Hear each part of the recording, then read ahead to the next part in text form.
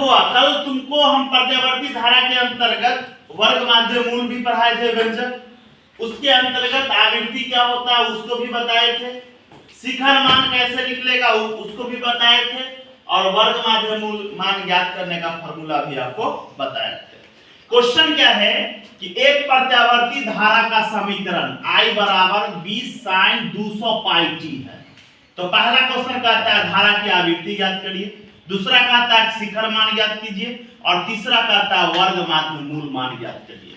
तो अब याद रखिए कि जब इस क्वेश्चन को हमने पढ़ाया था तो उसमें धारा की आवृत्ति को फ्रीक्वेंसी कहते हैं अंग्रेजी में, पहला लेटर उसका f, इसलिए उसको f से डिनोट करते हैं। इसको कौन चीज से, स्मॉल f से डिनोट करते हैं। उसके बाद शिखर मान, जो कि हिंदी में दिया हुआ है और आप लोग व्यंजक पढ़ रहे हैं उसका सांकेतिक फॉर्म में, तो थोड़ा सा उसमें हो सकता है कि हिंदी मान में आपको कंफ्यूजन हो। तो शिखर मान आपको किसका पूछ रहा है, धारा का ना, तो शिखर मान को कौन चीज से डिनोट किए थे, आई नॉट से। उसके वर्ग माध्य मूल मान, इसको कौन चीज से डिनोट किए थे, आई आर एम एस, यही ना डिनोट किए थे, यही ना था क्वेश्चन।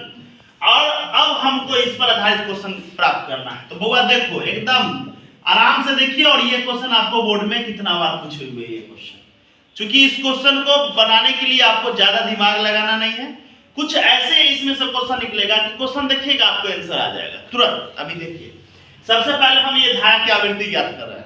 धारा की आवृत्ति के लिए हमने आपको बताया था ओमेगा बराबर 2 पाई f, याद है आपको बताए थे फार्मूला कि ओमेगा बराबर 2 पाई f, इस टाइप से बताए थे। ये जो 2 पाई f है ये किसके जगह पर हम डाले थे, यहीं पर ना, जिसमें एक क्वेश्चन आया था धारा का समीकरण I बराबर I not sine omega T, ऐसा दिए थे। और इसी चीज को हमने लिख दिया था I नॉट साइन, I इस ओमेगा के जगह पर क्या लिख दिए थे, 2 पाई एफ टी, ऐसा लिखे थे।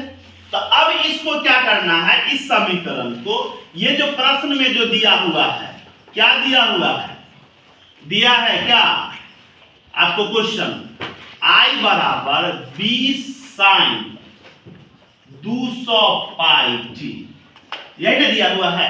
हमको क्या करना है कि इस समीकरण, क्योंकि ये समीकरण आपको हम पहले बताए, इस समीकरण और इस समीकरण दोनों को तुलना कर देना, कंपैरिजन, मतलब दोनों के बीच में आप तुलना कीजिएगा।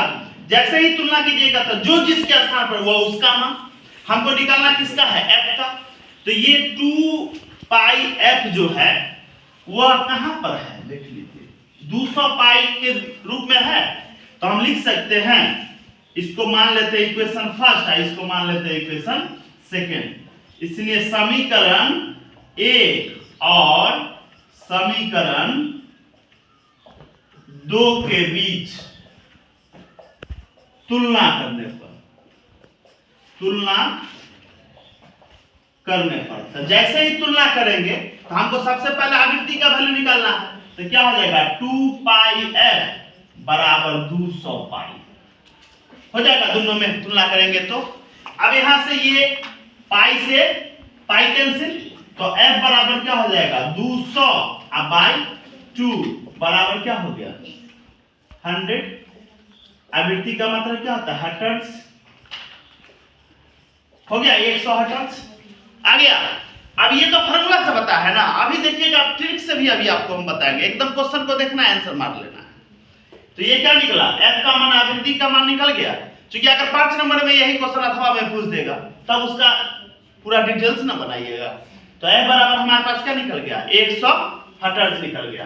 अब थोड़ा सा देखिए दूसरा क्वेश्चन आपको क्या दिया हुआ है, इसमें शिखर मान ज्ञात करना धारा का, तो इसी से ना कंपैरिजन कराएंगे। तो देखिए यहां पर शिखर मान को कौन चीज से डिनोट करते हैं, आई नॉट से। तो आई नॉट के जगह पर कितना है दिया हुआ, 20 है, तो सोझे लिख देंगे शिखर मान बराबर, शिखर मान आई नॉट बराबर, प्रश्न में देखिए आई नॉट की जगह पर कितना है, 20, तो क्या हो जाएगा 20 एम्पियर, आंसर हो गया। दूसरा क्वेश्चन भी बन गया, कोई दिक्कत। तीसरा क्वेश्चन क्या कह रहा है आपको कि वर्ग माध्य मूल मान, आपको फार्मूला पढ़ाए हैं ना, IRMS बराबर I नॉट बाई √2। कल ही ना व्यंजक ये सिद्ध किए थे, तो IRMS बराबर I नॉट बटा √2 आ गया।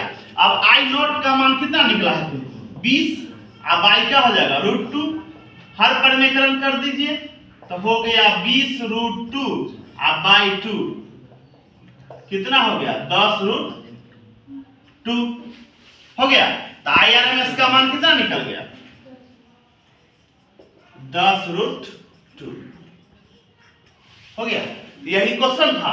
अगर मान लेते हैं कोई व्यंजक दे दे, या जैसे मान लेते हैं कोई क्वेश्चन दे दे एग्जाम में 5 नंबर में, जैसे 6 को क्वेश्चन पूछता है, 6 को में से 3 को जवाब देना है। अगर पूछ दे कि ट्रांसफार्मर क्या है, उसके क्रियाविधि का वर्णन करें, या उसके अथवा में दे दे ये वाला क्वेश्चन, तो आप लिखित वाला क्वेश्चन मत बनाइएगा, जितना हो सके मैथमेटिकल क्वेश्चन बनाइए, आपको उसमें फुल मार्क्स देगा।